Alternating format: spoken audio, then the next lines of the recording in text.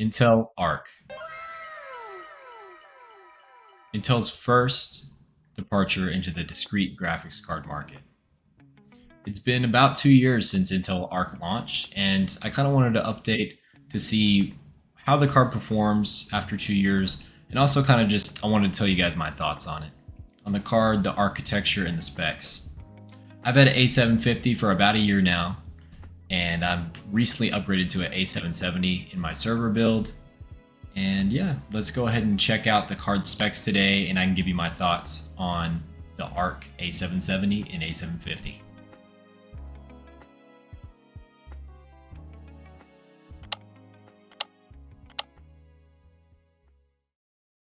So the ARC A770, we got the spec sheet here, 256-bit bus and 16 gigs of VRAM.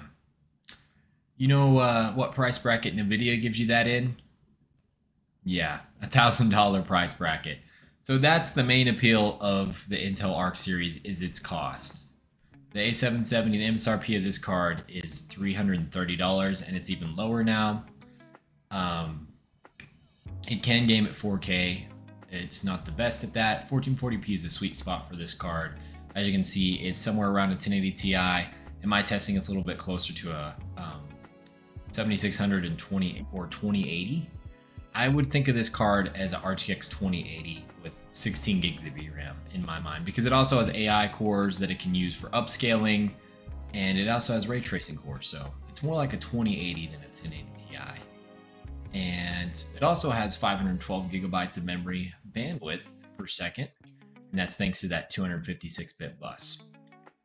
Yeah, and you get all the PCIe lanes of Gen 4, so it's not cut down at all. This is the full die. And the A750 is actually very similar, except only has 8 gigs of VRAM and it's slightly cut down. Those cores are slightly cut down. You have 28 execution units instead of 32. But I think I kind of wanted to talk about how Intel Arc has came a long way. I mean, it came out about 2 years ago, like I said earlier, and the drivers are surprisingly good for that. For their first discrete, venture, Intel's first discrete venture for GPUs, it's very good. Tim over at Hardware Unboxed, he tested Intel Arc and a lot of his favorite games, 250 games, and basically, long story short, most of them ran great. You can see here, yes, yes, yes, yes, good. And 5% of them had errors. 5% of his 250 games. And surprisingly, they aren't actually the old games that you would expect, because Intel Arc doesn't have native rendering for DX9 and 11. They're actually the new games that are coming out, and that's probably because Intel just doesn't have the resources or the time to optimize these games right when they come out, or maybe the developers do not give them access to the game and they're going to scramble after the game comes out to come out with right drivers for it. I mean, it's a big die. You're getting a lot of silicon, you're getting a lot of VRAM, but the performance, it's not stellar performance. And I know I said in my earlier video about the 7900 XT, the die size is huge. It uses a lot of power, and that makes it a bad architecture because its performance doesn't match up with that compared to Ada. Now, here my opinion's a little bit different. I do think Arc isn't the best architecture because of these reasons. It's a huge die and it's competing with dies that are way smaller or older. And for that reason, Intel Arc is not that good of architecture, but it's their first attempt, and I think it's a good one at that.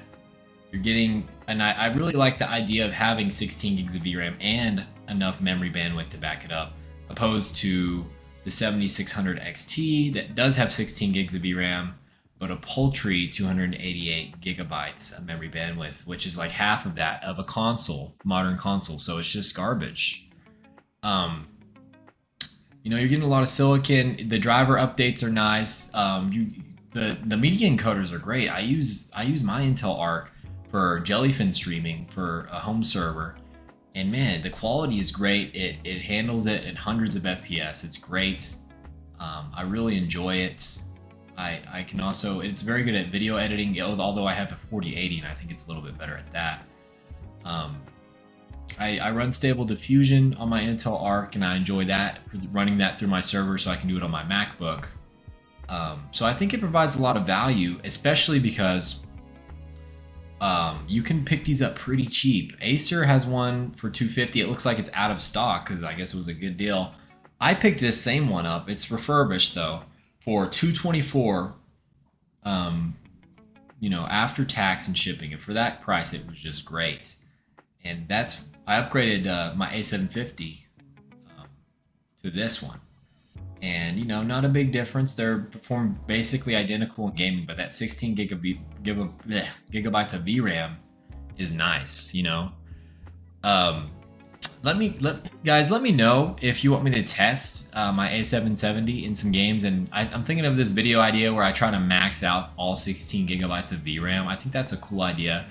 The games, I think Resident Evil is a really good series for that. It just guzzles VRAM, so I could try that. Maybe some ray tracing with Intel Arc. Just let me know down in the comment section below what you want me to test on my Intel A770 card. But yeah, this is what I picked up, and I think it was a great deal. This card does run really hot, so I did take off the heatsink and put on cryo sheet so it would never dry out, and that worked a little bit better than the stock thermal paste. But yeah, so overall, I think Intel Arc is a decent first attempt at discrete graphics. I think it's worth the money, especially if you can find a good deal. We haven't even talked about the A580. It's a little bit lower on the spec sheet, a little bit more cut down, but it's still got that 256-bit bus. This card, I picked up a couple of these for 150 bucks because I put them in PCs and sell them, and for that price, it's just great. I mean, AB1 encoder, a ton of memory bandwidth. It's still got 512 gigs. I mean, you can't really go wrong there.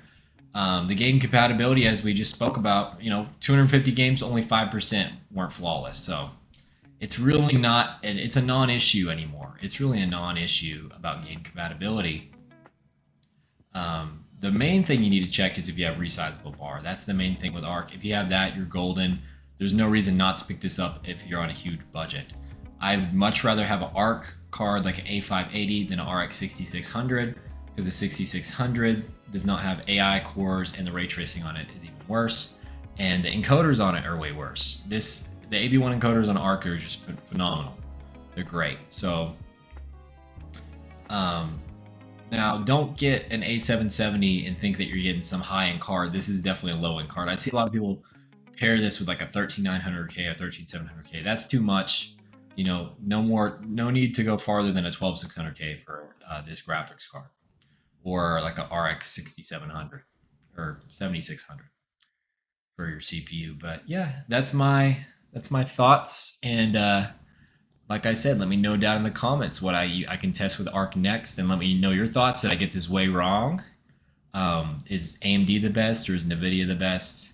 Well, obviously, I think NVIDIA is the best, but who's the best bang for buck? And is an Intel card even worth buying? I don't know. Let me know. Thank you.